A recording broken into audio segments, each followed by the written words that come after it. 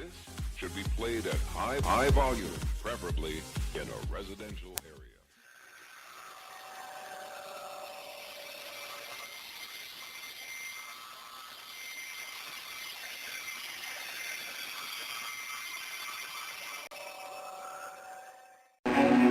Thrilled to be here, obviously. There's a tremendous challenge ahead of us, and we're going to do everything we can to meet that challenge. And the title game is underway. It's the Walker driving to the rim. Up and good with another layup. Walker's got 11.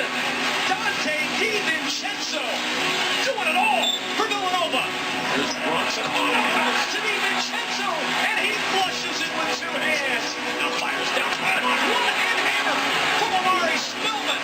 DiVincenzo, three on the left wing. Good again! He had two Wolverines in his face, and he did not care. Michigan ran into a supernova tonight for the second time in 3 years. Nova is number one. Villanova, your 2018 national champions.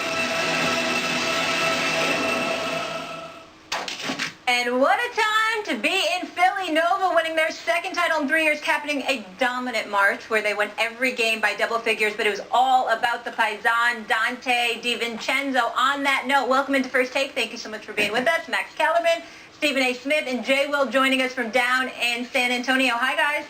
Excuse me. What's up? What's up? How you doing? Good morning. Good. Stephen A., you're up first. Talk to me. Oh, it was special. It was special. DiVincenzo was absolutely sensational. He obviously deserved most outstanding player of the game. Listen, this is a guy that came off the bench and dropped 18 in the first half. They had absolutely no answer for him whatsoever, and we get that. That's the obvious. But it goes a bit deeper from the standpoint that Villanova's defense really clamped down on Michigan. I personally felt that Michigan was playing 4-on-5 basketball on the offensive end of the floor because Simpson just wasn't that dude. He wasn't capable of doing really anything of consequence offensively. I think it's the Michigan team that got there. Villanova's just that much better than everyone else, which is why they win every game in March by double digits. Now, when was the last time that happened? It happened twice in history, right? Watson teams and Lou Alcindor, Kareem Abdul-Jabbar's teams. It's absurd how good Villanova has been recently. Consider, other than a one-possession loss to Wisconsin in last year's tournament, in the second round, they've won 2 championships in the last 3 years, and this year absolutely destroyed all the competition. This is an all-time great team, and even if on paper you say, well, really, how does the talent stack up to previous all-time great teams in college basketball? To me, that's not even really the issue. The issue is, how do you fare against your competition? In the environment in which you now play, how do you fare against your contemporaries? And they are just about as good as against their contemporaries as any team ever. 2 in 3 years, and absolutely smashed the competition in this tournament. And it's not like Michigan didn't make runs. They did. There were times in that game you were like, oh, this is about to be single digits. This is going to come down, Michigan. And dudes going up, cocking back, getting up to point-blank range at the rim and getting blocked. It wasn't just the Villanova offense, it was the Villanova defense. They were simply superior, and they really established that and reinforced it all throughout the tournament. We just watched one of the all-time great college basketball teams do their thing.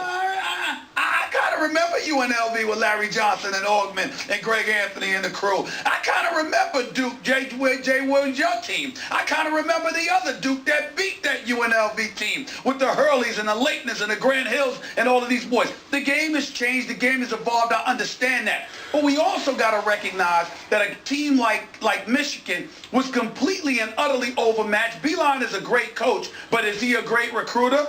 When you look at some of the talent that existed on that team, the disparity between Michigan and Villanova, as far as I'm concerned, was a damn ocean apart. So we got to take that into consideration as well, and just pump the brakes just a touch. But Jay, when we talk about things from an historical perspective.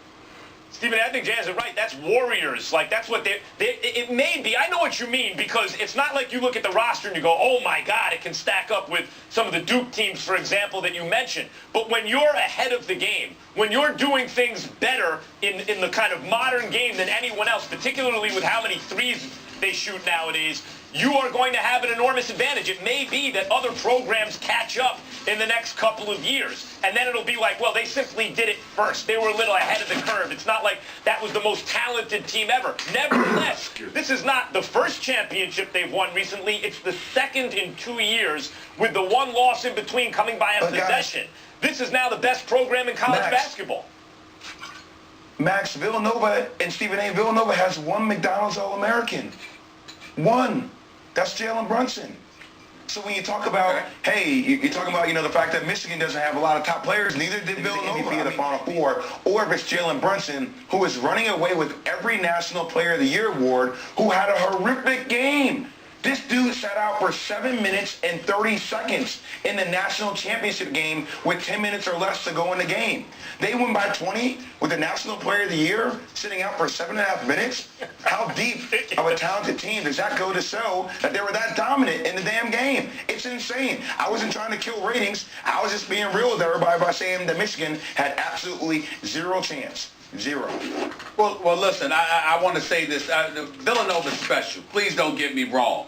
All right? And I don't want to poo-poo on anybody's parade or whatever the case may be. I've known Jay Wright for many years. Well, let me break it down. Let me break it down, Jay. I'm a great, great fan of the great Jay Wright.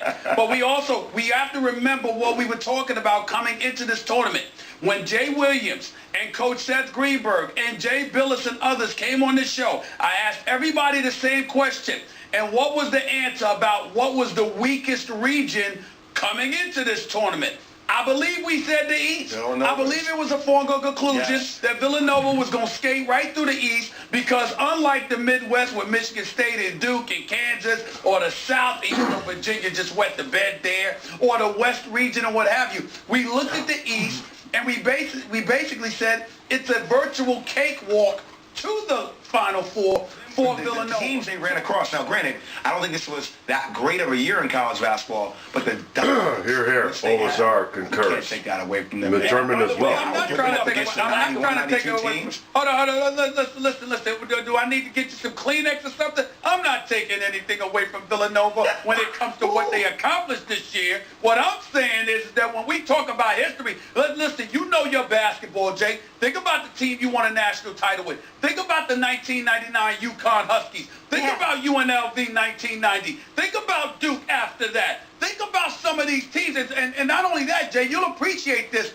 Competition matters. So what I'm saying is... Think about Syracuse with Melo thumping all the great teams in the Big 12 after rounds 1 and 2. The best, like Max talked about, one of the best programs ever and all. I'm like, wait a minute. Who would you have been going up against? Let's think about that. Stephen A., you can't put them in that conversation? You can't even put them in that conversation with those teams that you just mentioned? I'm not saying number one, but they're right there. But I was just saying that Max was talking like they're right there. Excuse me. Look. Quit smoking. Give me a break. You guys don't think you're being prisoners of the moment right now? Yes, the voice of reason. Women are great for that. That's what they're best Jay for. brought up the lack of All-Americans. So not only recruiting, maybe you miss out on the best, but the kind of guys who will stick around. It speaks to the development of those players. You got to have shooters. You have to have unselfish players. You have to have guys who will play defense. Jay Wright has all of that. Since you bring that up, Max, will you want me to add, you got to get the water boy too, and the equipment man? You want me to add those things too? I mean, since we got to have stuff. I mean, who the hell don't know that? I mean, come on now. But if everyone knows that, why is Jay Wright winning 2 in 3 years? Excuse me. Well, listen, again, he's an exceptional coach. So there are coaches that are exceptional at developing guys better than other coaches. I give you that. But, Jay, I want to get to you for something here because I want to throw this to you. You see, this is a disappointment, Jay, when it comes to somebody like you. I watched you play and literally snatch hearts out of chests. Literally, guys that could play all of a sudden would get in front of somebody like you and they crumble, they wither, they sit up there and panic. I'm shocked that these are the kind of things that you don't seem to be taking into consideration. When you consider the level of competition they went up against, they squashed them. Oh, I didn't say they could beat us, did I? I didn't say that. Oh, okay. I didn't say that somebody could stop me on the I'm court. just saying, I didn't say Jay. that now. Okay. I just say All that right. I'm they just belong checking. in that. They belong in the conversation. The team hasn't. And Molly, back to your point about being a prisoner in the moment. I've been a prisoner in the moment for them for the past 3 years. They haven't been an underdog in the past 2 years in any game. They have not been an underdog We're not once saying Stephen in A. the past 2 years. It's impressive. Stephen A., no one's saying this is the greatest team of all time. But if you win 2 out of 3, and as Jay just said, you're never the underdog, and then you win the national title by like 20 points after stomping everyone, you're not a normal national championship team.